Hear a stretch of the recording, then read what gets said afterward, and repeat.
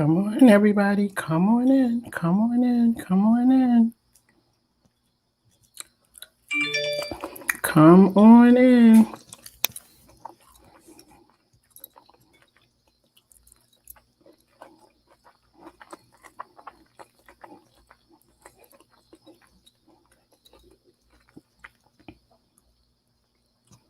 Come on in.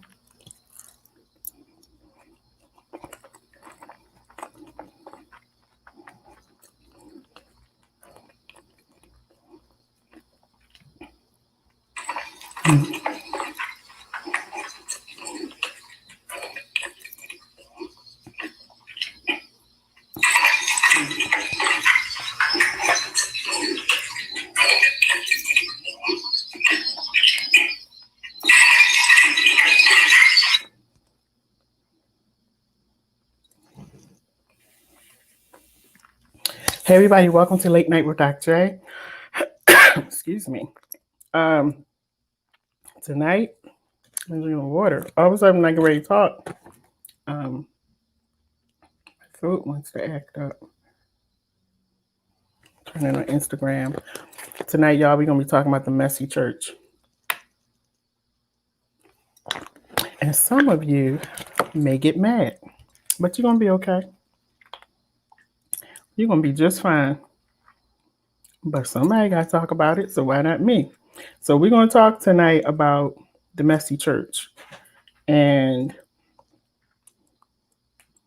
how to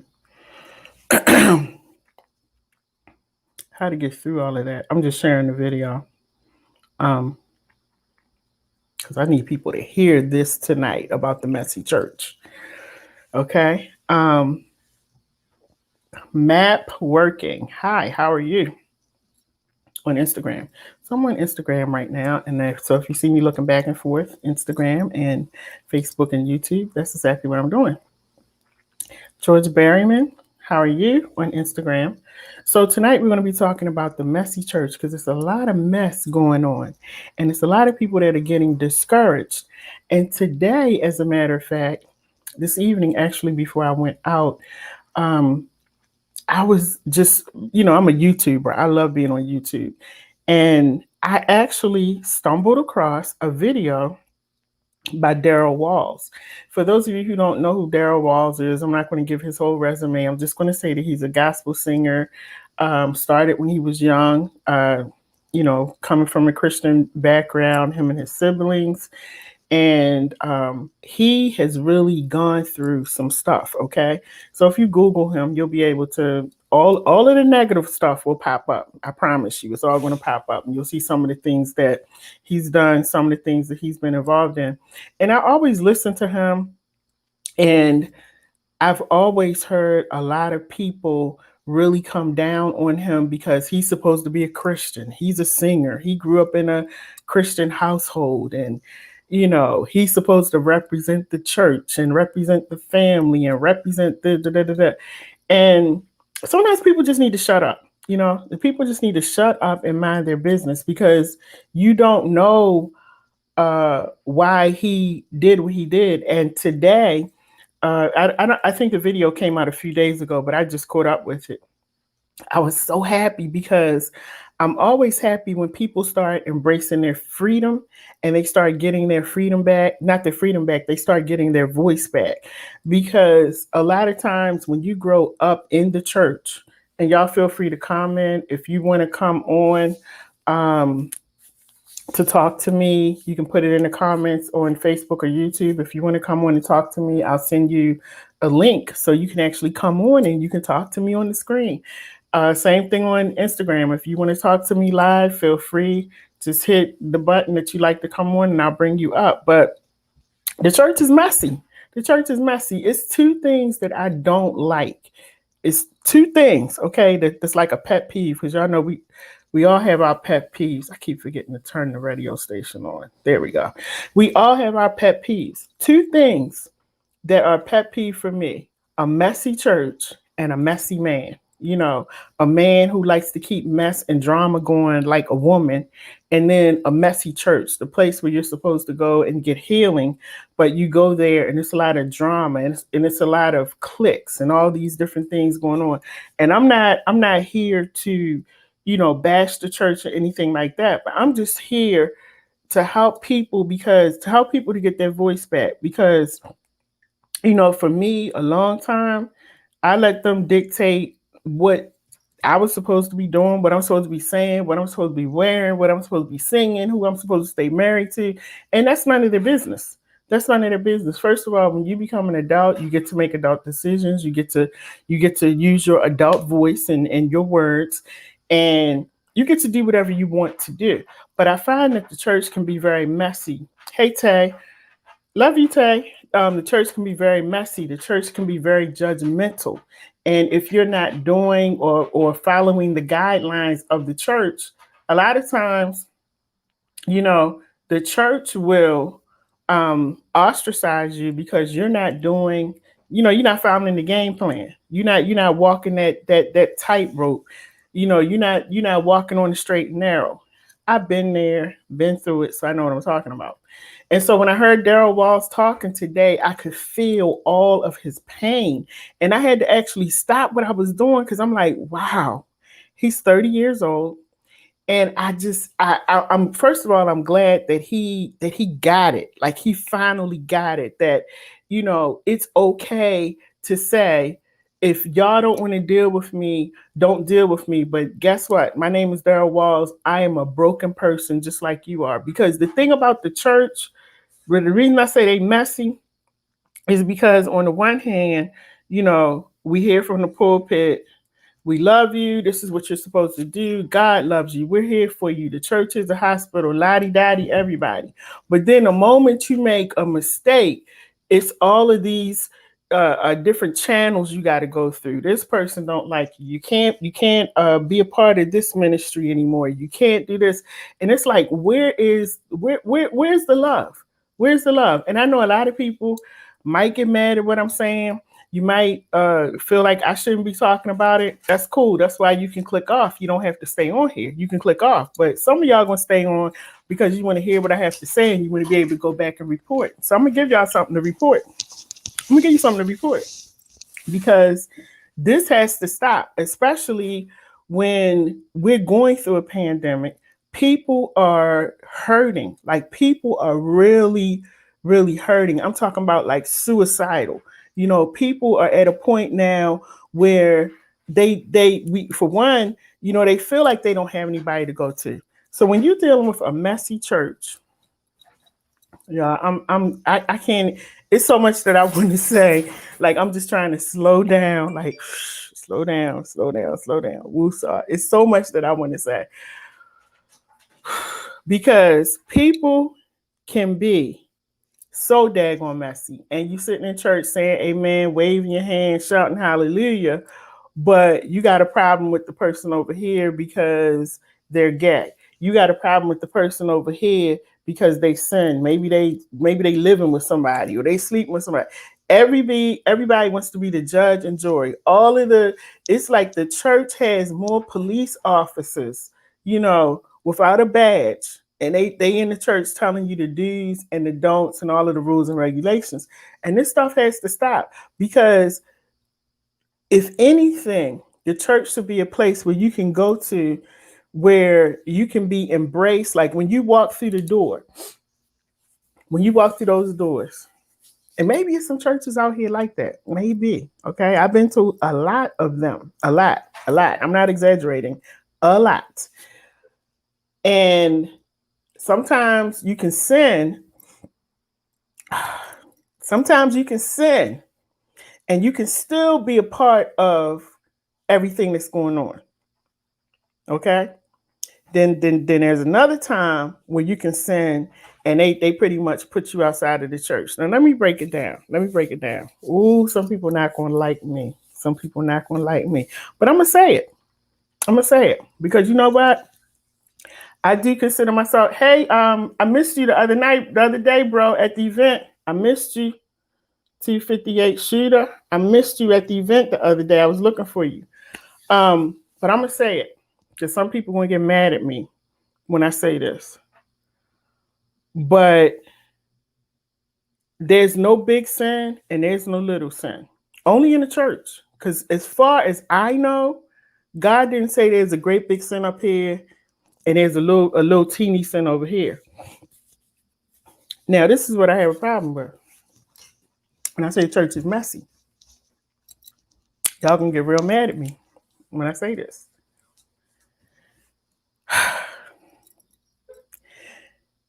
It's okay. There's so many churches, so many pastors that I know. So many that I know. They have a problem with gay people. You come to the church, and I should say people who are homosexuals. They'll come to the church, they can't sing in the choir, can't play the keyboard, can't play the drums. Pretty much, you can't participate in the church because you're a sinner. You're a sinner. You're homosexual. You're a sinner. Sleeping with the same sex. Like they say, doing stuff the animals don't do.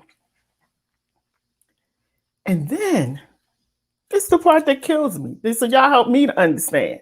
Help me to understand, okay? Help me to understand.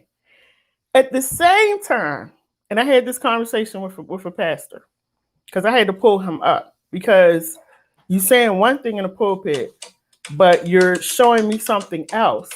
I'm sorry, y'all, my phone. That's my son. I'm going to call him back.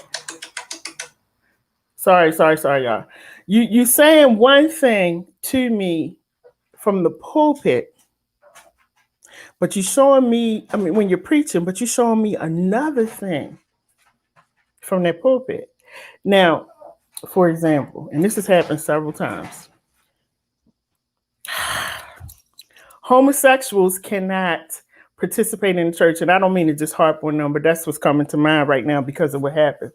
They can't participate in the church activities. They barely want you to be there because something might rub off on them. And at the same time, you can invite guests to come in. You can invite guests to come in who are homosexuals, pastors, church board, or whoever the committee is that allows these people to come in. That they're homosexuals. And they up there singing to my son, which I said to the pastor, it's okay for you and whoever the committee was to have not one, but a few gay people. They were soloists. One was actually leading out in a choir. And it's okay for you to have these people in front of my son. It's okay. But the thing I'm scratching my head about is when someone comes into the church because maybe they like the service or maybe someone invited them there. There could be a possibility that they want to join the church. They're not showing any love because they are of the same sex. I don't understand that. So somebody has to help me to understand, because even when I said it to the pastor, he was kind of dancing around all over the place. Like, no, don't do no Cupid shuffle now. What I need you to do is explain to me why it's okay. That's messy. That's messy. And you're sending mixed messages. And you want me as a parishioner to be okay with it and keep my mouth shut because you're the pastor and the committee or whoever made this decision. Y'all gonna get even more mad. And I'm talking about the people that's gonna get mad are the people who are in my religion. Because y'all a messy mess. A messy mess. Okay?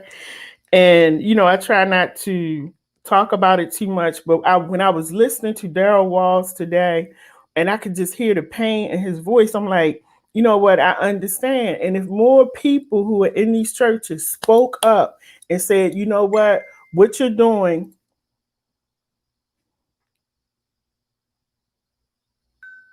I'm sorry. Like people are always asking me to do stuff. I'm sorry, y'all. And it's like what? Almost 11 o'clock. But when you have people in your church that you're responsible for, like this, whatever the rules are, they should be across the board. You don't have one rule over here and it's okay. And I see everybody clapping and they jumping around, and these men are homosexual. Like it's not like I think they are. They are. And it's known throughout the church. So as I was sitting there at the program, I'm like, wow, like this is okay. Like y'all gotta explain this to me. Cause I'm confused. I'm talking about my church, my religious organization. I don't know if they do it to church, but that's a mess. That's a whole mess. And I said, you know what? They listen, you know what? Whoever gets mad, but you got to explain that to me why it's okay. Steve Copeland said it's not the church, it's the people themselves. True. Steve, I agree with you. I agree with you. But and Playboy Tay said it's sad, and it is. I agree with you, Steve. But here's what I'm saying. You said it's not the church, it's the people. But we got pastors in charge of these churches. We have church boards. We have other committees, and they make up they get to make the decisions of what's going to go on and what's going to take place in the church. So I hear what you're saying, but my thing is, as a church body, it's either a sin or it's not a sin. Mess is mess. And so I had a problem with that. Because if you know that people are doing certain things, but because these people have a name, they're in the lights. You see them on TV. They've traveled here. They've gone all over the world to do whatever it is they do, preach, sing, whatever. I don't know. And it's okay for them to come, and it's okay for you to put them in front of me. But the average person like myself and the other people in the church, if we were to do certain things, it would not be okay. It would be unacceptable.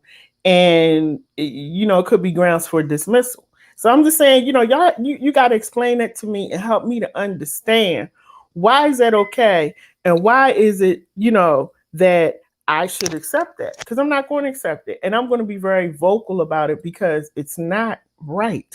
It's not right. We have pastors. Like I said, y'all not going to like this late night with Dr. J. I'm sorry, but I'm going to just speak on it. We got pastors who are in relationships with women who are not their wives. They got a whole wife at home, and they are intimate with other women who are not their wives. They are divorcing their wives to be with, I guess, the woman they messing with. I ain't making this stuff up. It's real. I'm not making it up. And at the same time, and I'm just backtracking a little bit to my religion. Because like I said, I don't try to talk about everybody's religion or everybody's stuff. I talk about what pertains to me. So at the same time, for those of us who get a divorce, first of all, in my religion, you wear that letter D until you go to the grave, okay? Divorce, because that's the ultimate sin. That's the ultimate, mess up, to get a divorce. And you're told not to divorce. You're told that if you divorce, you shouldn't remarry. You shouldn't date. You're going to go to hell. Go get your partner back. But at the same time, pastor after pastor after pastor, it's okay for you to go get a whole wife while your wife is living and breathing. It's okay for y'all to do it, but it's not okay for the parishioner. Make that make sense to me. That's all I'm saying. Make it make sense to me. Show me in the word where it's okay. Show me in the word where the word is saying it's okay for the pastors to do that, but it's not okay for the parishioners. You show me that, I will delete this live. But I'm telling you right now, I'm so sick and tired of the mess. You know, the mess. I'm tired of it. Um, Steve said, what's any different sin? Any different? Sin is sin when you know the truth of God's word. Exactly, exactly, and that's what I'm saying. Sin is sin is sin. All of these big sins and little sins, and the pastors constantly preaching about drugs, alcohol, adultery. I think they the only sins out there. Drugs, alcohol. Did I miss one? Drugs, alcohol, adultery. Adultery, fornication. I think they the only sins out there according to the church. I really did, because that's all they preach about. They don't preach about all the other stuff that's going on, the stuff that the pastors are doing, the stuff that's really going on in the church, you know. And we'll take a little bit further, because again, as I was listening to this young man talk, and coming from a Christian family where there are so many, where it's like it's so rigid, it's hard for you. You just feel like you got to be perfect all the time. Now, I'm not saying that his family made him feel that way, but sometimes when you grow up in a religious home, in a religious organization, and people, and with his family, they're all professional singers. They sing really well. Daryl Walls has a beautiful voice. People start putting labels on you, and people start putting you on a pedestal, and people start making you feel like you can't make a mistake, and if you do something wrong, that's like the ultimate sin. So, of course, you all know my dad he's a retired pastor now, so I actually grew up in the ministry, and I could relate to him so much, because growing up, people just have all these expectations. You're supposed to be this, you're supposed to be that. You can't make no mistakes. And when you really allow people to come into your life like that, and take full and complete control, and tell you what you can't do, what you shouldn't wear, you shouldn't talk, you shouldn't divorce, when you allow people to come into your life, it will drive you crazy. Some of my friends, and people say, pastors' children are the worst children. We probably the worst for a reason, because y'all be getting on our nerves, and y'all want to make us be something that we're not. So I know I kind of pivoted. There was a shift for me after I got older, because I was just like, I can't continue to do this. I can't maintain it. I can't walk around being perfect. I can't walk around pretending that my marriage is good when it's not. I'm gonna just have to go ahead and bite the bullet, get a divorce, and whoever gets mad, whoever doesn't like me, whoever's just pissed off because they like, you should have stayed together, you messing up your family. And I heard all of that stuff. Instead of people coming and saying, I support you, I'm here for you. Not sure what's going on with you, sis, but I'm here for you. I got your back. Instead of people doing that, people want to talk about you. They want to be messy. They're conniving. They're making up stories. They're saying all kinds of stuff. And that's why I said sometimes the church can be the messiest place to go to. And I know y'all probably don't like hearing me say that, but it's the truth. And I grew up in the church, and I love church. I love church, but it can be messy. And the only way that it's going to stop being messy is that you have to do what Daryl Walls did today. And Daryl Walls got in front of the camera like this, okay? He put his face in that camera. He said what he said. He laid his business out before everybody, and he let everybody know, if you got a problem with whatever I've done, I'm 30 years old, whatever I've done, it's now your problem, because I'm letting go. And that's what I'm saying to some of y'all. You have to get to a point in life where, yes, you love church, you love God more, and you got to understand that those people that are talking about you, those people that are putting you down, those people who are judging you, they're people, okay? They bleed like you do. They hurt like you do. They probably just as batty and crazy as they saying you are. You got to remember that they are just people.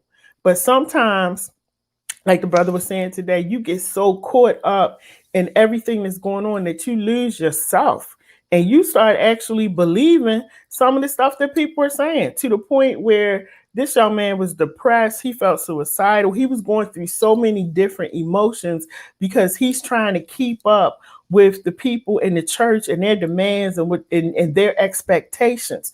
The only one that you should be worried about, the only somebody that you should be worried about when it comes to your life is Jesus Christ. Okay? Me personally, I'm straight up. And you know, I don't have no cut card. I could care less what the church thinks about me. I care more about what God thinks about me. I care more about what God has to say about my life than the church people. I already let them have their time. They already did what they did to me, you know, and they did a lot. Steve Copeland says sin is sin is disobeying God. I had to understand that for myself. The Bible is instruction on how God wants the individual to live his or her life. Absolutely. Absolutely. And you know what, Steve? That's what I go by. That's what I go by. I tell people, you know, real quick. First of all, I'm 58 years old. So I don't really need, and I grew up in the church, okay? Believe me, I know the Bible.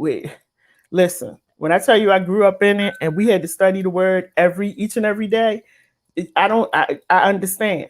So there's certain things that I will no longer allow people to put upon me. Because first of all, if you're expecting me to be a certain way because my dad was the pastor, that's your problem. That ain't my problem. That's your problem. You know, and if that's what you're expecting, you're gonna be waiting a long time. You're gonna be waiting a long time.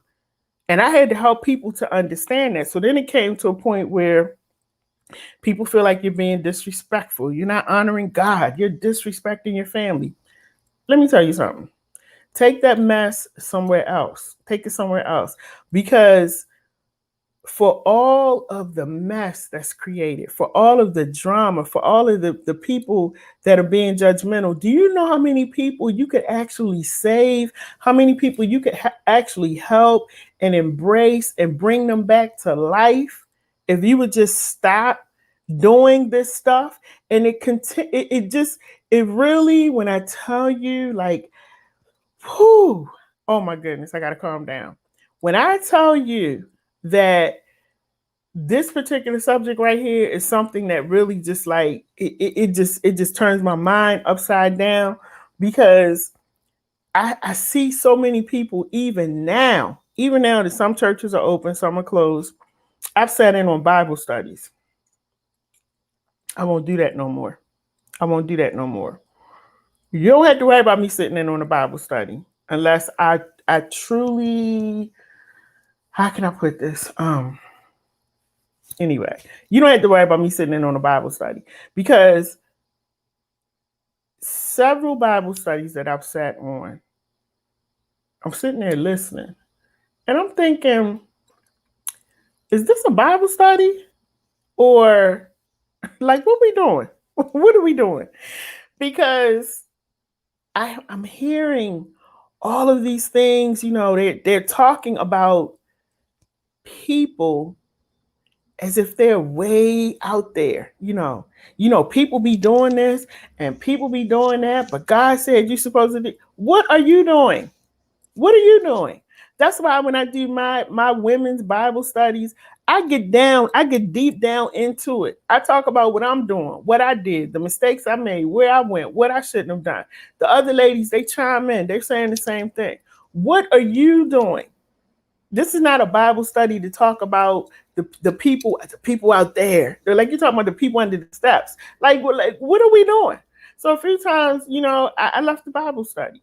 Not before I didn't leave quietly. I said what I needed to say, because I wanted them to understand that on the one hand, we talk about this being the last days, Jesus is soon to come, but you so focused on what everybody else is doing, I think you might miss on when he comes. You might miss out. You might actually miss out because you're so focused on what everybody else is doing. You're not taking care of the mess that's inside of you. And I know you're messy because of the way the study is going. Because you're perfect. compared to the people out there. And so I think we got to be really, really careful. And for those of you, because I talk to a lot of people, or I should say a lot of people talk to me. And I'm just always amazed. I'm like, well, do you go to church? Yeah, I go to church. Like your church, like your pastor, yeah, it's okay, it's all right. But then the real stuff starts to come up. People feel alone. People feel neglected. People feel unloved, unwanted when they go to some of these churches. Then I know people who go to mega churches and they feel super loved. So it really depends on where you are. But I will tell you, for the most part, the church can be the most messiest place that you can go to. It can just simply be truly messy. And God is not pleased with that. I don't care how you cut it, how you try to say it, how you come at me. God is not pleased with that. He is not pleased with that. And so you can sit all day and say, Lady J, I don't really like this topic, or I don't like what you're saying, whatever. And it's okay. It's all good. But God is not pleased with the mess. And there has to be people who at some point in time, like in Baltimore City, we have stopped us. What is it called? In Baltimore City, we have a stop no snitching rule. Okay, if you snitch, you may not make it. Because they don't be playing out here where I live at these streets. And it's sort of like that in church. It's like they don't say anything. Anything goes, as long as it's certain people. And then some people just don't get a pass. And we got to stop doing that. There's a lot of division in the church. A lot of division. I've seen that with my own eyes. It's okay for us to talk, but you ain't going over there talking to them for whatever reason. And the pastors. Okay, y'all gonna get mad. But some of these pastors, that you ain't living right, but you're up there preaching and you're up there talking. And I'm going to tell you something. You are going to feel the wrath even harder, because you are in a position where you are supposed to be leading the flock to the Lord. And you could very well be, inspiring people and all of that. But if you live in foul and you're doing stuff that you're not supposed to be doing, don't think that God is going to let that continue to move on, because I've seen God, even up to this year, bring this year was crazy. Brought a lot of people down, a lot of pastors. I was just like, OMG. Like, my own eyes brought a lot of pastors down, because they was preaching one thing and doing something else. And then you sitting people down and you saying this person can't do that and that person can't do that. But you like the messiest one. You up in the pulpit. You're the messiest one. And God is I don't want to say slowly, because it seemed like he moving a little bit faster, of shutting it down, because you represent him. And then you standing in the pulpit trying to preach to me. And for those of you who are sitting there co-signing to the mess,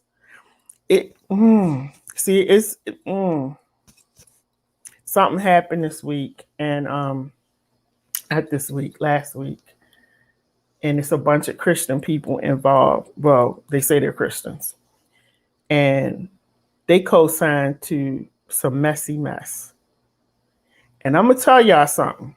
If you're watching me, because you know who you are, and you probably know what I'm talking about. God don't like ugly. So you can sing in that praise team, the virtual praise team, or the praise team when you go to church. You can pray, you can do whatever. But what happened last week and a couple weeks ago is wrong. And for those of you who co-signed to the mess, you're just as guilty. You're just as guilty. That wasn't cool. That wasn't cool. And I'm not going to go into detail about what happened, because they know who they are if they're watching this live, or I'm sure somebody will pass it to them. So y'all read between the lines, because you were wrong. And I'm glad that I wasn't there, because I would have pulled you up. Because you walk around saying you're a Christian, you love God, you this and that, hands up in the air, you looking holy all the time, but the stuff that happened, no, God is not pleased with what y'all did, and I'm saying that with a smile. And guess what? Y'all gonna be sitting at that Karma Cafe table, okay? You never want to sit at the Karma Cafe table, but I'm gonna tell y'all something. Because you co-signed, because you didn't open up your mouth when a person was being attacked by other Christians, so-called Christian people, because you didn't say anything, and y'all was like a mob, and you did not open your mouth, whether you participated, because I understand some of y'all didn't participate, but you didn't open your mouth and I don't want to go into it too deep, but you didn't open your mouth and say that what they were doing was wrong. And I'm just thankful that I wasn't there, because I would have cut all of y'all up, because that was wrong. But God don't need my help, and God is going to deal with that. And that's what I'm talking about. People co-signing to mess, and then you want to come on Zoom or however you do your church services, and you want to sing and you want to praise the Lord. Y'all better stop playing, okay? Stop playing with the Lord, like my grandmother used to say. Stop playing with him. Because when he pulls that rug from under your feet, you're going to understand that he is not to be played with. He's not to be played with. And y'all touched one of his children. So, listen. All I want, I ain't going to say that. Never mind. Let me just keep going.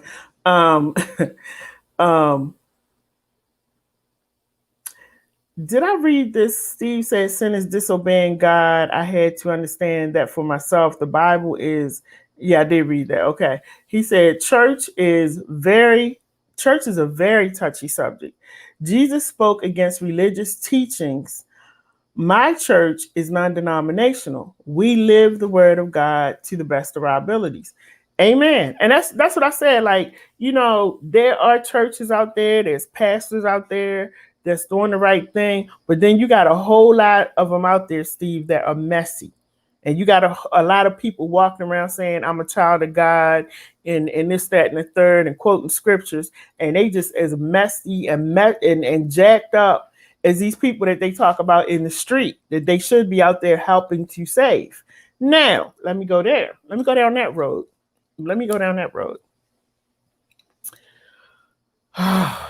I know y'all not gonna like this video. Y'all not gonna like it. I'm sorry. I gotta say what I gotta say. I gotta say it.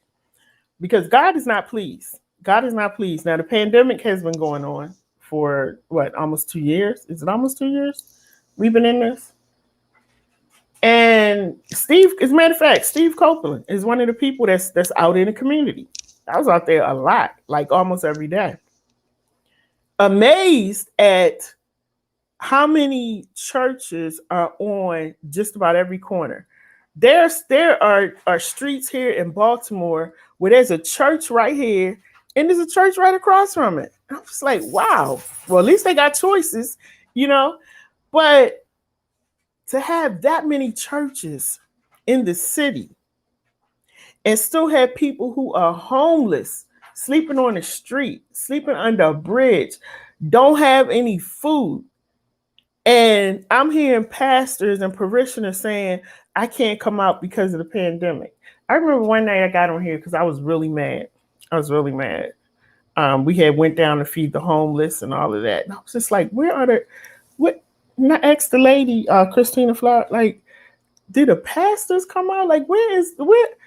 It boggled my brain. So I came on a live one night because I was just like, we are supposed to, according to the scriptures, go ye into all the world and preach the gospel. We can't even go in our own city. The Bible says, go ye into all the world. We can't even take care of people in the city. People saying, I'm scared to go out because of the pandemic. So what really bothered me, and I got on my live one night, was like, so you're afraid to go out to feed the homeless. I just want to get this straight in my brain. I just want to make sure I got it, because I can be a little slow sometimes. But You're afraid to go out and feed the homeless and give out clothes and give out food. And mind you, it was cold as crap out there. You're afraid to, walk through the neighborhoods and make sure that your parishioners and stuff is good because of COVID. I'm not discounting COVID at all. I know COVID is real. The problem I have is when I see you online taking your bathroom photos and you on an airplane, you're vacationing, you're in Walmart, which is probably the biggest germ in the world because everybody goes there. You can go to all these places, but you can't open up the church. Well, some of the pastors said, the people above us said that we can't open. Really? Okay. We learn how to go around things and do things when it's convenient for us, when we want to do it. And I had such a problem while the pandemic was going on because I was hearing a lot of excuses, just a lot of excuses about why certain things couldn't be done. But I'm seeing even parishioners. You was doing what seemed like y'all was doing more traveling while the pandemic was going on than before. I guess because you had free time because the church was closed. And so it's certain things I'm like, help me to understand. Help me to make it make sense. Maybe I'm saying too much. Maybe I'm being too judgmental. But when we are living in such a time of craziness, it is crazy out here. Even for me, every day, I got to push myself every single day to not go back to being that depressed person that I used to be, the person that just wanted to lay in the bed every single day, all throughout the pandemic. I'm pushing myself because I'm like, you know what? I'm not going back. I'm going to continue to go forward and continue rising. But at the same time, when you see these things going on in the churches, and it's like, what the heck is going on? I know so many people right now who have decided prior to, churches opening, they said, listen, when churches open back up, I'm not going back. I said, why are you not going back? They gave me a whole list of reasons why they were not going back. A lot of it boiled down to them being discouraged, them being hurt, them just feeling lonely and feeling like the church didn't care. And I understand that. I really understand that. And then if you say too much, like some people said, if I say too much, if it sounds like I'm complaining, then people jumping on me. Don't say that about the pastor. Don't say this about the church. So you really feel like you can't say anything. I'm here to tell you tonight, okay? I'm going to sum all of this up. I'm going to sum it all up. And I'm going to tell you a few things, okay? I'm going to help you out tonight. I'm going to help you to get your healing back and to get your voice back and to get your freedom back, okay? So I'm going to help you out tonight. First of all, you have to make that word so strong and so meaningful to yourself that whatever they're doing in the church, whatever they're saying about you, or if they're talking about other people, or if they're doing something that you disagree with, that word is so powerful inside of you that it's not impacting you at all. I'm good over here. I'm good. Y'all go ahead and do what you're doing. You got to make that word live inside of you. Don't wait for the pastor, the pastor telling you, I tell people, listen, don't wait for the pastor to feed you because sometimes y'all might starve to death. I'm just saying, you might starve to death.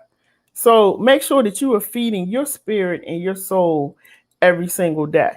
I'm not waiting for my pastor or another pastor or somebody or the guest speaker. I'm not waiting for these people. I have to feed myself every day, because if I don't, I will be that person that will be right under those covers, pulled up and depressed. And that's not going to happen. So, I have to get that word inside of me every day. And then I try to motivate people as I go throughout the day and as I go throughout my week. Let it live and breathe through you. Another thing, stop worrying about what people say. Stop. STOP. Stop. Okay? Just stop. Because people are always going to have something to say. You could be the greatest person in the world, have all of the achievements and all of the accolades. You could have everything. And there's always going to be somebody who's going to find something negative to say about you. That's just the way it is. That's just the way it is. And so we got to stop walking around. And I really believe people are getting it now. I believe people are getting it. That now, when I go to church, I'm going to church. I don't care what you say. I don't care what you say. I don't care if you don't like what I have on. Go sit down. I'm going to take my seat and I'm going to worship God. I think people are getting to that point now because people are tired. They're tired. I'm one of those people. You just get tired of it. You can't do this, you can't do that. Shut up. You just really, really get tired. Like I'm done. And so you have to get to a point where you stop worrying about what people say about you. Listen, if you are doing something, or if you are saying something, if you're wearing something, whether it be your hairstyle or whatever. It was a conversation about hairstyles a few weeks ago that kind of like just really rubbed me the wrong way. It just really did. And so if you are at a place in your life where you have a solid, strong relationship with God, which I feel like is where I am. So, in the past, people would tell me, you shouldn't do this, or you shouldn't wear that, or you shouldn't go here. You shouldn't wear jewelry. You shouldn't wear makeup, blah, blah, blah, blah, blah. And I was just doing what everybody said I should do. And Daryl Walls, going back to him, something that he said was he was so busy pleasing everybody that he was forgetting about himself. And then he would get up, because see, here's the thing, when you're a minister, and I'm a singer, so I know what it's like to get up and just sing and bring it and give it all that you have, to the point that when you finish, you just empty, like you're done. I would have to come home sometimes and just go to bed, because I sing so hard and I give so much in my music, because that's my ministry. And I would just give so much, and people would be so filled and they would just be rejoicing. And then I would get in my car and I would drive home and I would be crying. Because I'm like, I gave everything I had to them. I poured into them, and I'm hurting. I was hurting when I walked through the door. I'm hurting when I go back out the door, And so, hey, Desta. And so I understood what he was saying. You get to a place sometimes, especially if you're in ministry. Let me speak to the people that's in ministry, because being in ministry, it's very easy to get caught up in being the good singer, being the excellent deacon or the usher, or the people that are with the pastor. It's very easy to get caught up in those roles and just feel like, you're so important. And then people start to elevate you, especially being a singer. People were just like, oh, even when I go places now, are you going to sing? You going to sing? Now no, I'm not. I'm here to sit down. Before I would feel like, oh yeah, I got to sing. Let me go over here to the musician. No, I came to sit down. I'm not singing today, and people take offense to that. But what I'm saying is, when you are in ministry, you got to be in tune with God even more, because if you are not, that gift that he gave to you, your head can get so big that you think that you you think like, wow, when I get up here, I'm gonna blow them away with this song. And you do. He allows you to do that. But then the emptiness that you feel inside. So you got to be very careful when you accept that gift. And and Daryl Wall said something today, like, we get mad about the fact that people want us to do this, they want us to do that, but at the same time, we're praying to God, like, Lord, elevate me, take me higher, help me to sing better, help me to preach better, help me to do this better. And then when it happens, a lot of times we can't handle it. So you got to be ready for that ministry. You got to be ready for what you asking God to give to you. Okay, you have to be ready, because once He lays it in your lap and you start putting it out there and people start feeling it and pouring into you and you pouring into them, that's when you're gonna understand whether or not this is real, and if this is really what you want. Is this what you want? Because it's not an easy task. And that's why a lot of people who are in these different ministries, pastors, musicians, singers, the ushers, the deacons, that's why people get so caught up. Because if your life is not right, if you've been called but you're not operating in His calling, you're operating in your calling, you always going to be messed up. You always going to be in a negative, feeling a deficit, feeling a weight, walking around after you minister to somebody, you still feeling like you got a weight on you, because you're operating in your own spirit. You're operating in your own calling. I guess you called yourself to certain things, because all these people, you got the prophets, the bishops, the this, the that. Some of y'all wasn't called, okay? Some of y'all called yourself. I know y'all not going to like this tonight. You're not going to like it. But that's the mess that I'm talking about. People call, I'm a prophet, I'm a bishop, I'm an overseer, I'm a this. Did God call you, or did you call yourself? Because when He calls you, He equips you, and He is not messy. He's not messy. Be clear, He's not messy. And so when I see these people who's supposed to be this, that, and the third, and you walking around doing some things that you're not supposed to do, saying some things that you're not supposed to say, going to places that you're not supposed to go to, but yet you're the prophet, you're the bishop, you're the overseer, you're the listen, y'all better stop. I'm telling you, late night with Dr. J, y'all better stop. Because when He pulls that rug from under you, all of what you said you were, it's going to show. It's going to show who you really are. So be careful, people of God, be careful as you're going to these churches, how, people have a tendency to get very caught up and captivated in the pastor. The pastor is just a man or a woman like you. They're just a man or a woman like you. I've watched people all my life get caught up and captivated in my father. And my father is a great man of God, great man of God. I don't have nothing negative to say to him, not about him, not because he's my dad, because I just don't. Like, I know that he walks and talks that word.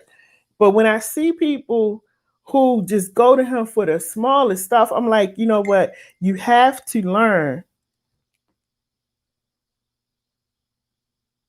You have to learn to be the kind of person that is looking at everything that's going on. Pay attention. Pay attention. Because again, is this person operating in their calling? Do you need to put this person up on a pedestal? No, you don't. No, you don't. You don't need to put them up on a pedestal. You need to do whatever God is calling you. And if God is telling you to walk away because this is not the place where you need to worship, or this is not the department that you need to work in, just because somebody tells you that you should be doing this doesn't mean that you should be doing it. Walk in what He's called you to do. A lot of people tell me you should be doing this, you should be doing that. What kills me the most is when I'm invited to sing somewhere at these churches, and they're like, "Can you, I want you to sing this." Well, you might want me to sing that, but I operate in the spirit. God tells me what to sing. Because at the end of the day, when I'm up there singing, it's not me that you hear. It's him. It's the holy angels that are coming through me that are filling up the room. So the voice and everything that you hear coming through, that's him. That's him. And we got to stop operating in ourselves. We got to stop calling ourselves, because all you're doing is just making a mess. That's all you're doing. Steve Copeland says the Great Commission is all about serving neighbors through loving work. Jesus said, "Come and follow me. I will make you fishers of men." It's about helping to turn lives around. Philippians 2:1-11. Imitating Christ's humility. Yes, I try to live like Christ, but I fall short to the flesh and forgiveness. He asked for forgiveness from grace, and so I understand. I don't know. I'm not sure what he's saying. Somebody was texting me. I'm sorry, y'all. Um, and so, my thing is, what I'm saying to you, everybody, is make sure that you're operating in your calling, because these are some of the things, and it's a whole bunch of stuff I could go through, but I'm just giving you a little bit of things that can just cause mess in the church. Operate in your calling. And your calling comes from God. Your anointing comes from God, not from the bishop, not from the overseer, not from the pastor. It comes from God. And when some of you can't operate in your walk and in your calling the way you're supposed to, you get frustrated. Well, maybe you need to go back and do an assessment and make sure this is where you are supposed to be. Okay? Everything is not for everybody. It's not. Everything is not for everybody. Walk in your calling, walk in your anointing. There are pastors who are preaching in the pulpit right now. They need to go sit down. I'm sorry. Y'all need to go sit down, you know? But you got in these positions, a lot of it is through politics, because we got politics in the church, just like we have it out here in the world. A lot of politics in the church. So if your father, especially in my religion, if your father knew somebody, it'll be easier for you to get a job in my religious organization. It's easy for you to get a job as a pastor versus somebody who may really be able to preach, because it's all in who you know, just like in the real world. Y'all ain't gonna like what I'm saying, but it's the truth. It's the truth. It's just like that in the real world. You got politics in the church. Somebody will get a position because they know somebody. You could be the worst. You could have the worst attitude in the world, but you might be head usher because you know somebody. You know, and it's not right. But what happens and what people don't understand is that you are doing God's work. And again, he does not deal with mess. He don't deal with mess. So when you put yourself in a position and you're not happy and you're causing mess, do you think he's going to continue to let that go on? Absolutely not. He will shut it completely down. It might take a day. It might take 2 years. It might take 5 years for the covers to be pulled. But let me tell you, when the covers are pulled, that'll be the end of you. Bye-bye. See you later. That'll be the end, because he's not going to deal with mess. Walk in your calling. If you know that you really don't want to be a pastor and you just up there to get that check, or you're up there for the status and for prestige and for power, know that it's short-lived. Just know that it's short-lived. I don't know how he's going to deal with you, but just know that it's short-lived. And you cannot. See, that's the one somebody you can't play with. You can play with the church people. You can be messy with the church people. But let me tell you something. When you try to be messy with God, and when you try to compete with him, and when you try to tell him what to do versus what he's telling you to do, you done went on a whole new level. You real bold. You real bold. And you done went on a whole new level. So walk in your calling. Another thing that you need to do so you can pull yourself away from this mess. There's people in the church that's 150,000 years old. They know everything. They're gonna tell you like some of the sisters at church would tell me when I first got divorced. You know you're going to hell, right? That's the way they would say it. You know you're going to hell, right, for getting divorced, right? I would say, yes, ma'am. Yeah. And so you should not remarry. What you need to do is go back to your husband. That's what you need to do. You understand me? Yes, ma'am. I would just sit there and look at him. Cause and one day I was having I was having one of them days because sometimes, like back then, I would just say stuff out of my mouth. And I think the lady, she was an older lady, probably around my parents' age. And I said, look, I don't remember, I know God gave you the open book. I didn't know that he gave it to you on everybody. So you could sit at the table while we having dinner after church to run down that we going to hell. I didn't know he gave you the book, but okay. I was just so irritated that day, and I feel bad for doing that because she ended up passing away. But you know, don't buy into what everybody is saying. Because when you start listening to what people are saying, just because they've been at the church 150,000 years and they've been in the word and they've been in the spirit and they've been baptized and they done this and, they done been to heaven and back, all of that stuff I used to listen to. I used to let it affect me to the point where I was like, oh, I don't want to go to hell, so I can't get a divorce. I can't. I got to stay here. Now, I'm the one living in the mess. You going home to your place. You happy. You doing what you doing. You traveling, having a good time. But you telling me to go back and live in my mess. Sometimes, and I'll say all the time because this is what I did. You got to get to a point where you fall on your knees and you start asking God, is it okay? And guess what? He will tell you. He really will. You will hear his voice. Sometimes it'll come through somebody talking to you just out of nowhere. Somebody might say something. You're like, how do you know that? Or, even through sermons, Bible studies, a prayer. I've been in prayer sometimes and somebody would pray and they would just start praying about certain stuff. And I'm like, oh my because it was something that I needed an answer to, and it came through in a prayer. So don't soak up what everybody says, because once you start doing that, you just kind of messing yourself up. You screwing yourself up. You listening to what this one's saying, what that one's saying, what she's saying, what he's saying. What is God telling you? What is God telling you to do? What is he telling you to do? That's the ultimate question. What is he telling you to do? Did he tell you to leave? Did he tell you to stay? What is he telling you? Because all this other stuff is mess. They not even on one accord. Because you telling me something, you telling me something. The scripture is saying something else. Y'all not even on one accord. So stop. With me, I'm like, stop talking. Stop talking. Let me go to the word. Because let me tell you this. With me, you talk to me all day.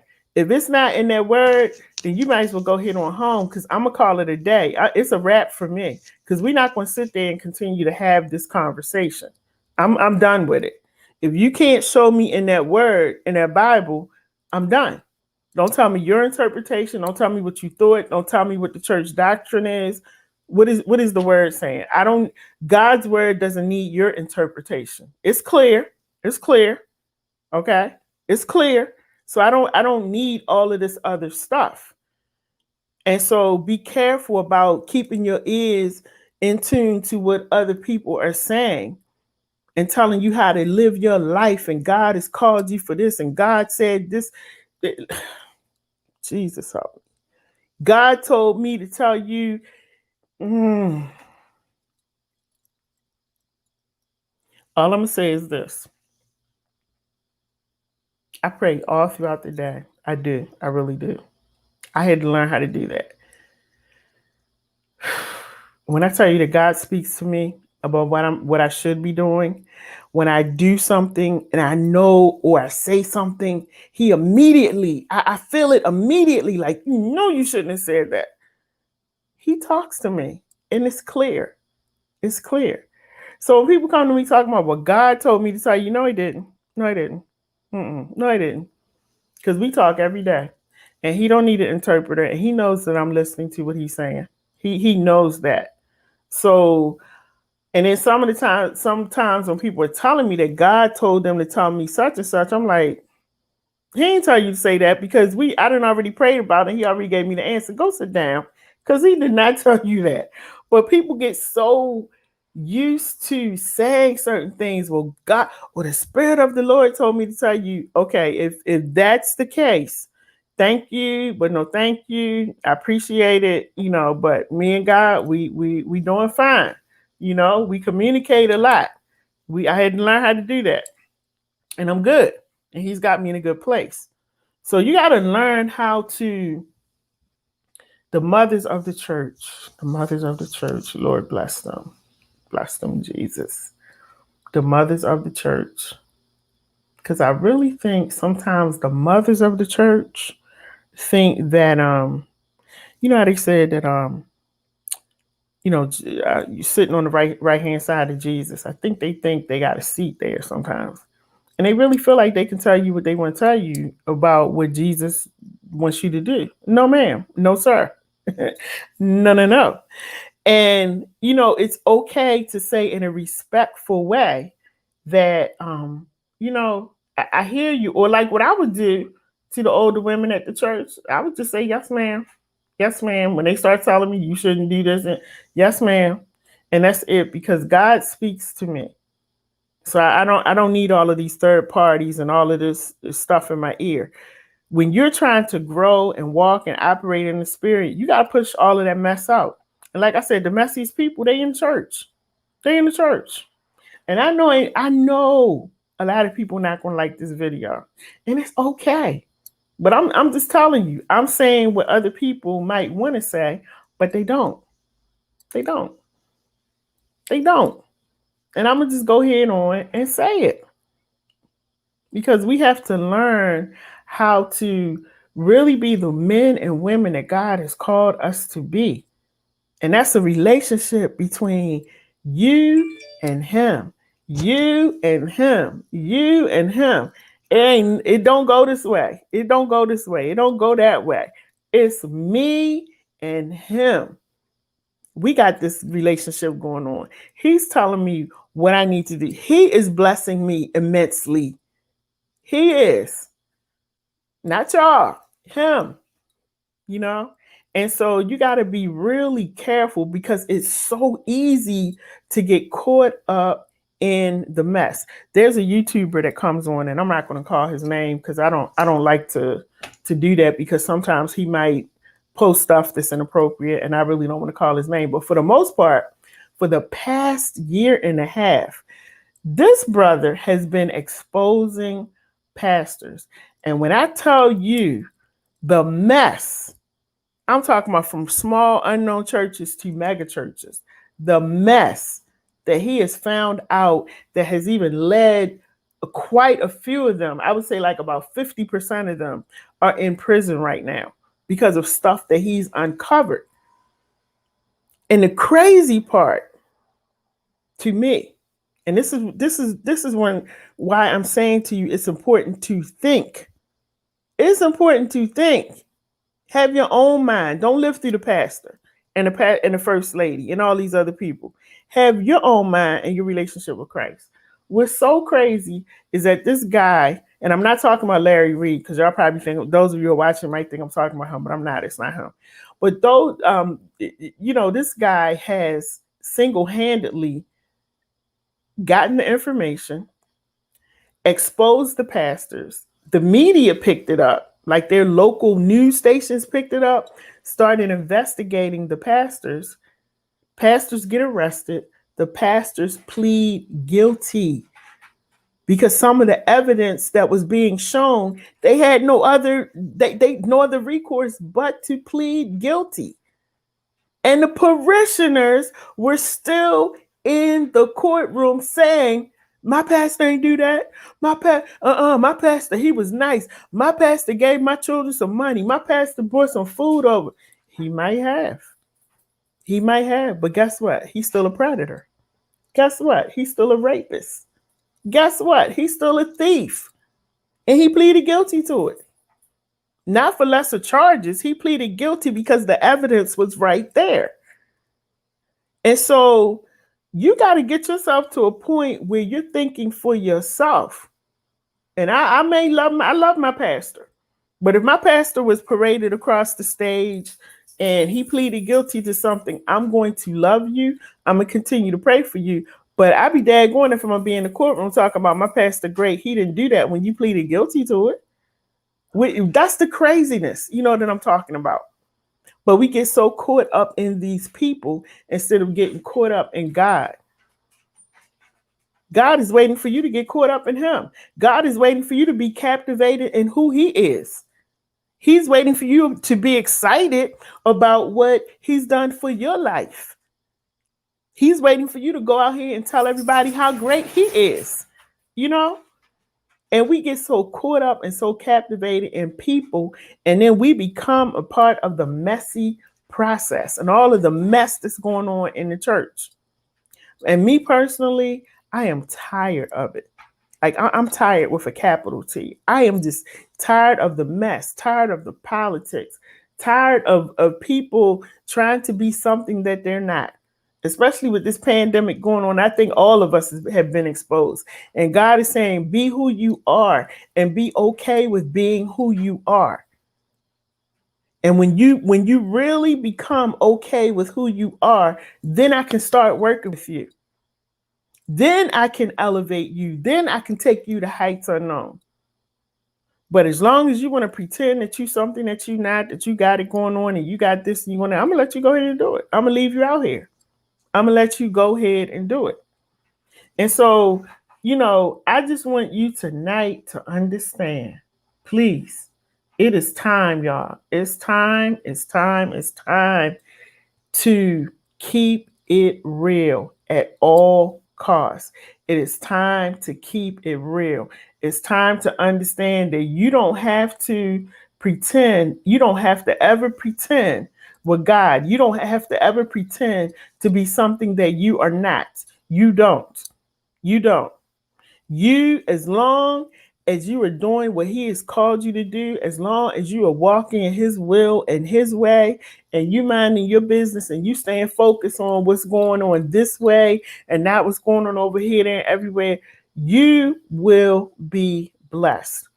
But when you are in an environment that's messy and you see the mess, and listen, every church is going to have a little bit of mess. That's just it, so that's to be expected. Every church, everywhere you go, it's always going to be a little bit of mess because we're people, human beings, and some people like drama, some people like mess. So, but the thing is, you don't have to be a part of it. You don't have to be a part of the cliques in the church. God is calling you out to be different, And so all of this mess, people telling you what you should do, what you should not do. I remember when my son was in college, I think it was his first or second year. I can't even remember. But anyway, he came back home and he had gotten his ears pierced. And I remember going to church and, several people had pulled me up. Eric got his ears pierced. It was almost like he committed a crime. So I'm coming back and I'm like, yeah, hopefully they wasn't waiting for a comment, or a sermonette or whatever. Yeah, he got his ears pierced. Like, what is the big deal? We focus on, then he came back and he had some tattoos, and he came back and he had some more tattoos, so people were just like, wow, I can't believe you're okay with that. And I had to stop them. And see, this is the other thing. When I said earlier, learn how to use your words. You ain't got to cuss them out, but learn how to use your words, because this is the thing. While you're focused on my son, who's in college, who doesn't have any children, who doesn't have a record, who's out here doing what he's supposed to do and not giving me any trouble, while you're focused on him and his tattoos and his earrings in his ear, there's young men standing on the corner, right at the corner of your street, selling drugs, getting high, killing people, robbing people. Go down to the corner, since you got so much to say. Go down to the corner. Go talk to them guys. Because chances are all they need is a hug. I do it all the time. All they need is for somebody to hug them. All they need is for somebody to tell them that they're great. When I see these squeegee boys out here, I walk over to them, talk to them, Tell them, hey, I'm proud of you that you out here, you're trying to make some money. You're not out here hitting nobody upside the head. You trying to make, here's some money for you. Go get something to eat. Go get, you know. But we harp on stuff that we don't need to harp on. And that's messy. It's messy. If you can look over here at my son and you can see his earrings and his tattoos, why can't you when you come out to your car and see these young girls and these young boys out here on the street needing your assistance? Some of them don't have any food. And that's why you see them on the corner trying to make some money, trying to be these squeegee boys and this and that, trying to sell a pair of socks or whatever, because they trying to take some money back home. You don't see that, but you see the other stuff, and it's messy. And we gotta learn as Christians, we gotta learn how to call out mess. You know how people say I smell BS? We gotta learn how to call it out and not be afraid to call it out. And I'm getting to a point, especially after I watched Daryl Walls today. And I said, every time somebody brings up this topic about church, about mess, about corruption, politics, every time it comes up, I back away and I pull away. And God was clearly telling me today that you got to start opening your mouth. You got to start being a voice to let people know that it's not okay. People not going to like you. People may say, I ain't going to support you. I ain't going to follow you. Whatever. It don't even matter. God is saying it's time for his people to speak up and say what it is. Keep it real. And that's what I'm on here doing tonight, to let you know that we got a lot of mess going on in the churches. We got a lot of stuff going on in the church that should not be going on. But guess what? You don't have to be a part of it. I don't have to be a part of it. I can continue to go to the church and you know how the Bible says be in the world but not of the world. I can continue to be in that church, because if I leave this church and I go to another church, they're going to have some mess in there too. So I can continue to be in this church and enjoy, the music and the service and all of that, but not be a part of the mess. And then when I see the mess, don't be afraid to speak and call it out. And like I said a few minutes ago, something happened last week and it's just been in my craw. But God, when I heard Daryl Walls talking today and I heard his heart, I could hear that when he finally said, I'm free because I'm now saying how I really felt. I'm now saying, leave me alone. I'm putting everything out on the table. Y'all do what y'all want to do with it. I am free. I'm moving on. And when he said that, I said, God is calling his people. And he's starting to tell his people, y'all need to speak up, because there's some people out here who need to be free. They need to be delivered. They need this spirit of heaviness taken off from them. They don't need to carry this weight anymore. And you need to be a voice to tell them that it's okay. It's okay. I got you. You can let go. I got you. And I was like, you know what? Wow. I'm going to, because I had another topic that I was going to talk about tonight. And after I heard him, I was like, and this is the thing, and I'm going to close in a minute. This is the thing. God will tug at your heart, and he will tell you that there's certain things that he wants you to do. And see, everybody can't do what I'm doing. A lot of people would be like, I'm not saying that. The pastor might be watching somebody. They don't want to step on nobody's toes. But God said, I did not give you a spirit of fear. I ain't give you a spirit of fear. He didn't give us a spirit of confusion either. And so sometimes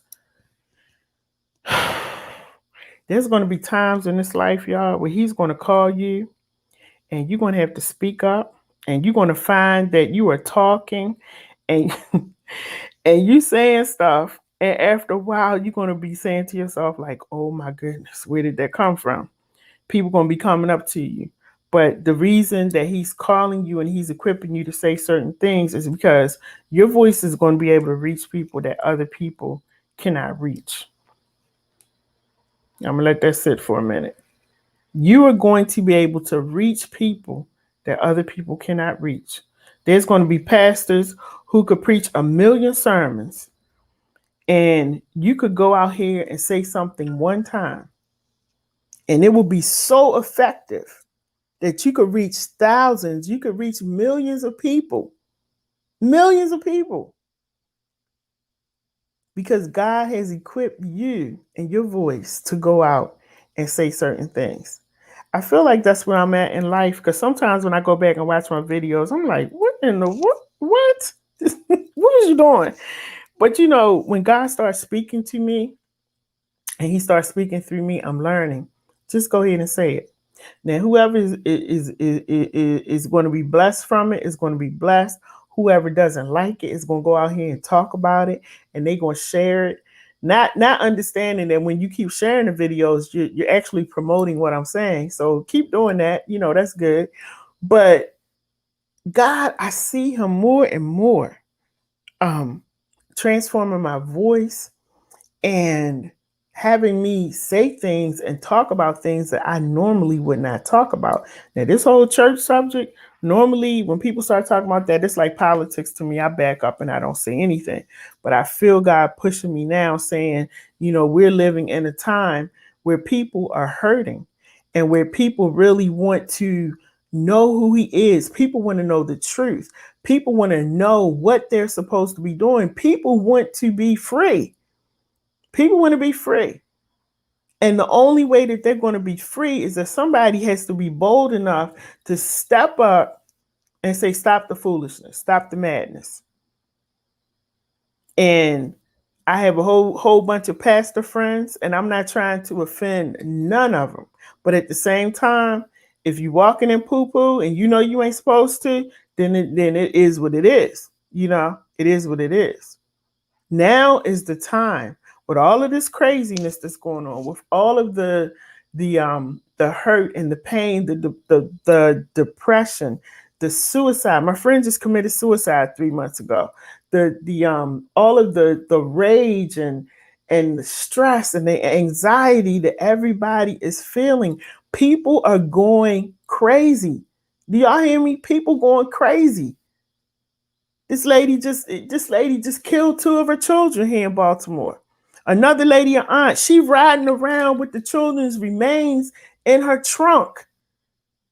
And then she gets pulled over, and the police smell like this foul smell coming from her car, and see little maggots and stuff coming out from under the trunk part. Open it up, maggots all over the bag, dead bodies. Her niece and nephew.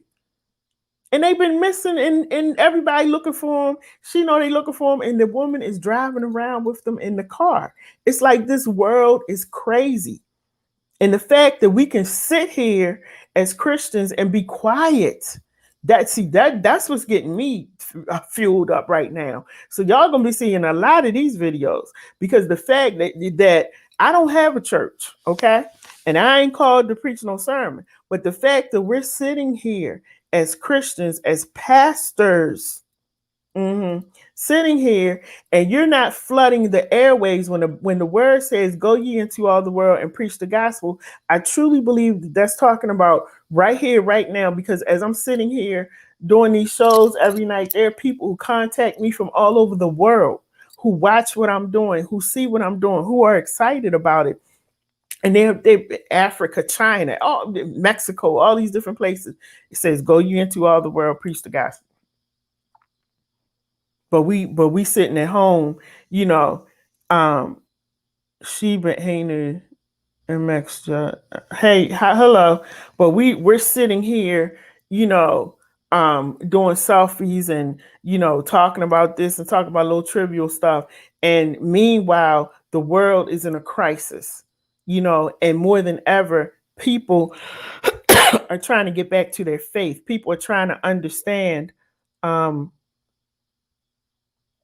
Oh, hey, HZ, you said my friend something white suggested me to your stream. Well, welcome to the stream. Listen, you seem like somebody that's an idiot, so I'm just going to like block you right now. You know I can do that, right? So don't come with the foolishness on here. Like people are just, you see what I'm saying? People are just ignorant. Um, so, but I will block them real quick. Thank God I have the power to do that. But what I was saying is that, people right now more than ever, they're looking for something. They're looking for somebody to just come and give them something, some sense of normalcy, some sense of peace. Somebody, Big Drip says, you are speaking the truth right now. All I see, I'm sorry. He says, all I see right now is people stuck on their phones and stuck on technology during a crisis while my limiters are getting terminated.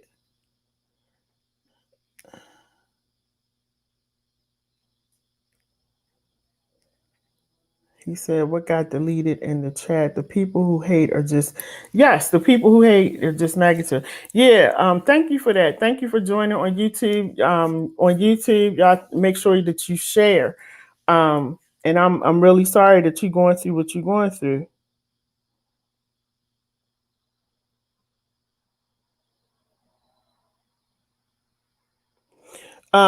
So, I think it's important that we understand that we are living in a time, and I'm talking to people who are Christians, that we're living in a time where our voices need to be heard even more, more than ever. Because if we don't speak up, if we don't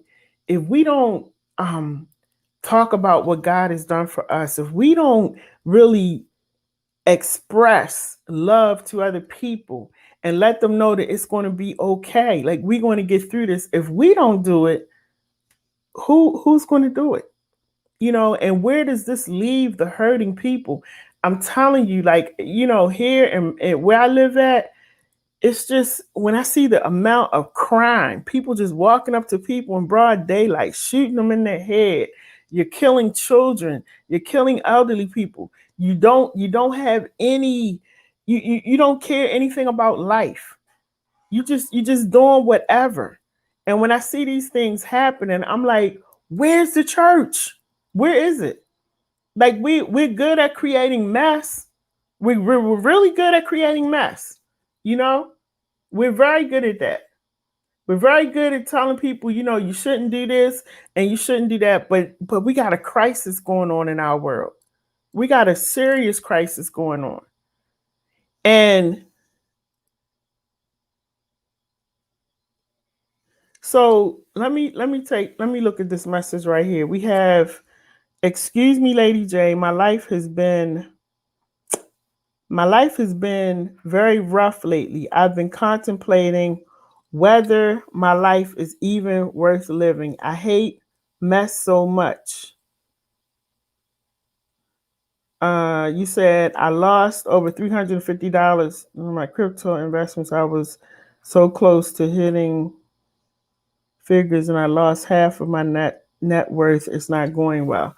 So here's what I would say to you. I want to say to you, first of all, that life is always worth living. Life is always worth living. And this is why I'm doing this platform where I want to be able to talk to people to let you know that we all are going to be going through some trying times. Okay. It's not going to get any easier. Okay. So let me say that to everybody. It's not going to get any easier. It's not, you know, we're going through some trying times. We're going through some things and that we've never experienced before. Right here in my city, there are people who are being put out because they can't pay their rent.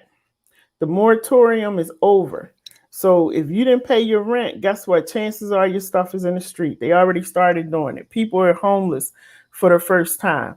We have children who are suffering with depression because the pandemic was going on. They weren't able to go to school. They weren't able to be with their friends. We are social beings. We're used to being hugged. We're used to being loved on and touched and being able to have that one-on-one conversation. We all of these things have been taken from us. And I'm telling you, it's only going to get worse. If you read the word, it tells you exactly. Let me pull something up. It tells you exactly what's going to happen. All the things that's going to happen at the end of time. And so that's why I'm saying that pastors, when y'all wake up, please,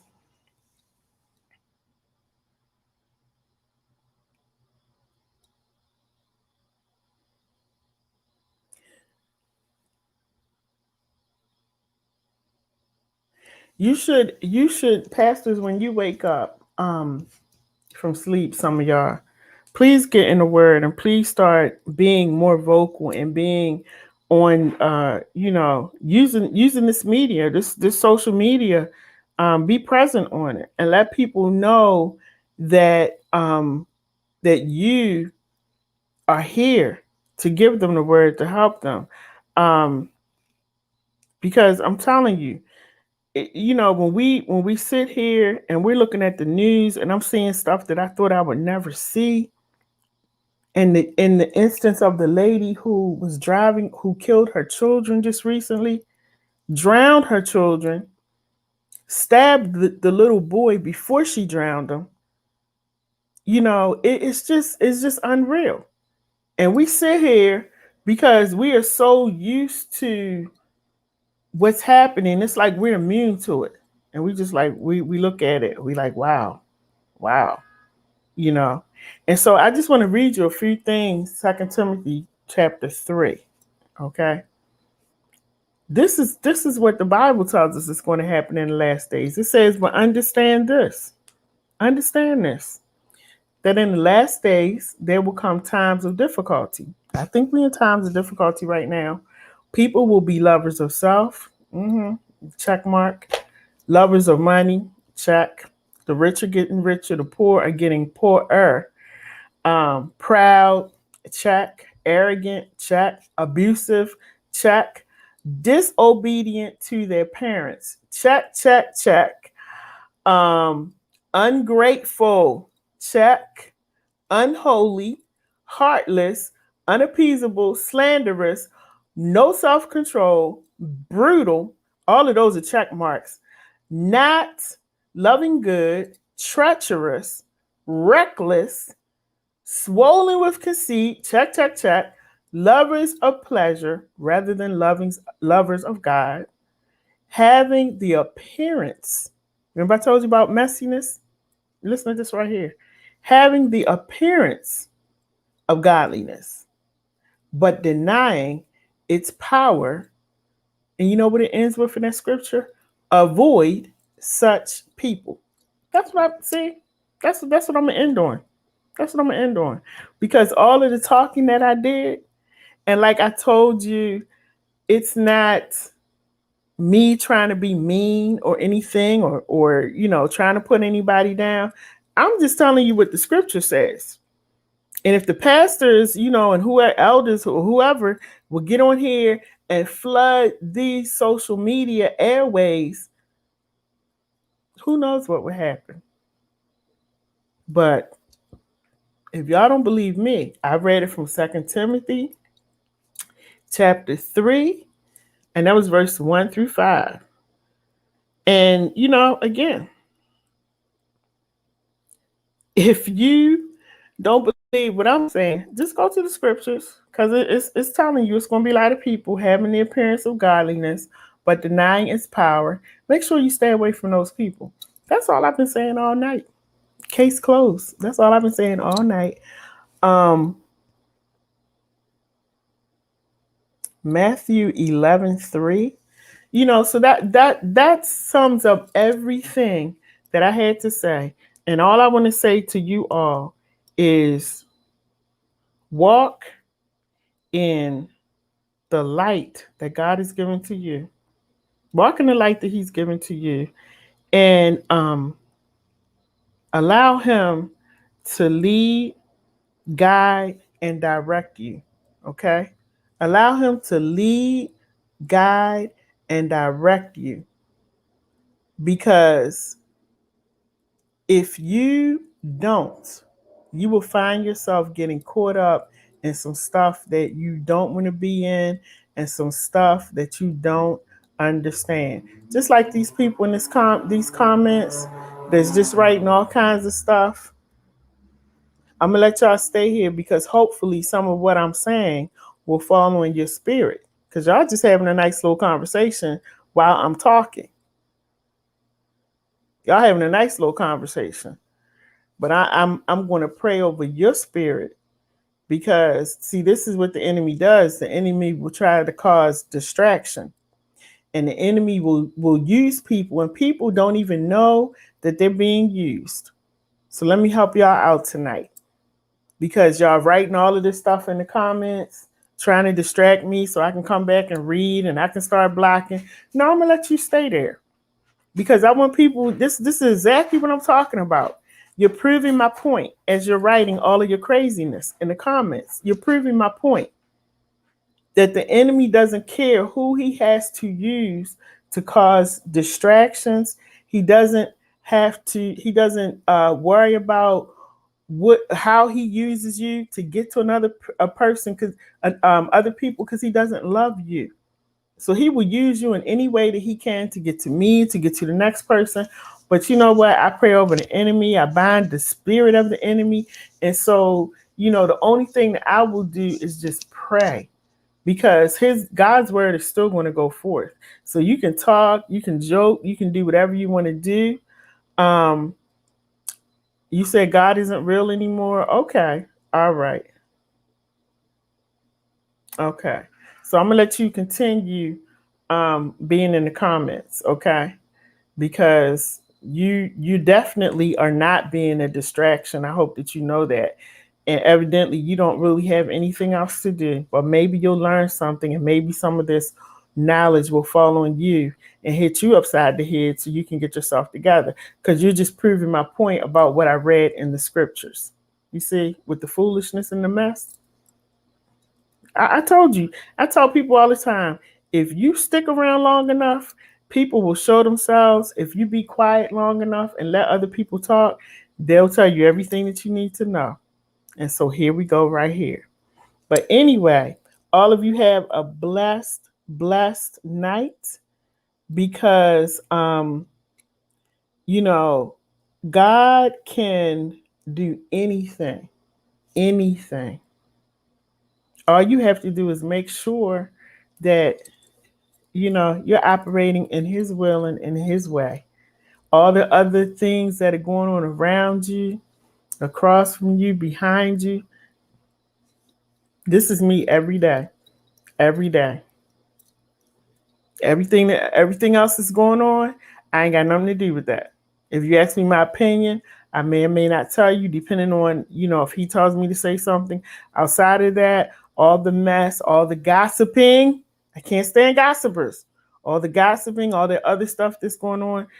Listen, you will not get me caught up in that. I stay focused and I operate in the spirit.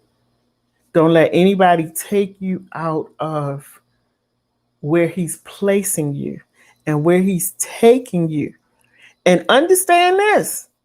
Once he starts placing you, once he starts putting you in place, y'all, once he starts putting you in place and ordering your steps and showing you where to go and bringing people into your life and removing other people who need to go, once he starts doing that, listen, everything will start happening. And you're going to be like, oh my goodness, I gave my heart to God. I'm doing what he's told me to do. This is happening. That's it. It's supposed to. That's the devil's job. And that's why you got to hang around with like-minded people. When you feel down, you got a like-minded brother or sister that you can call to take care, Andrew. You got a like-minded brother or sister that you can call to lift you up. That's the beauty of it. So don't be discouraged. Don't run away from it. Operate in the spirit, operate in your calling. All of this messiness that's going on around you in the church, leave it where it is. It's not your job to go around and be the cleanup person. You do what he's called you to do. And like I said earlier, if he calls you to go and speak to somebody and say something, then you go and do that. He may give you that voice to go and do it. So everybody have a great night. This is Late Night with Dr. J. And I know that this is not going to be one of the favorite videos that I've done. I done probably made a lot of people mad. But let me just say this. And let me be very clear. I was operating in the spirit. So if you want to get mad with anybody, get mad with God. Okay? Get mad with him. And then go back and read Second Timothy Second Timothy chapter 3, verse 1 through 5, and then get mad at the word. Okay? Because everything I said tonight was based on those scriptures in that word. Don't get mad at me. Let's just walk in his will and in his way. All right, y'all. I will be back tomorrow and we'll have another conversation. Be well, be blessed. I'm continuing to keep you lifted in prayer. Thank you for praying for me. And for those of you that may be a little irritated at what I said, just go read the word. Just go read about what's supposed to happen in the last days. You may find yourself in one of those categories because that's the only reason you would be mad. Otherwise, good night. All right, everybody. Talk to you soon. Be blessed. Kevin Curry says, be blessed.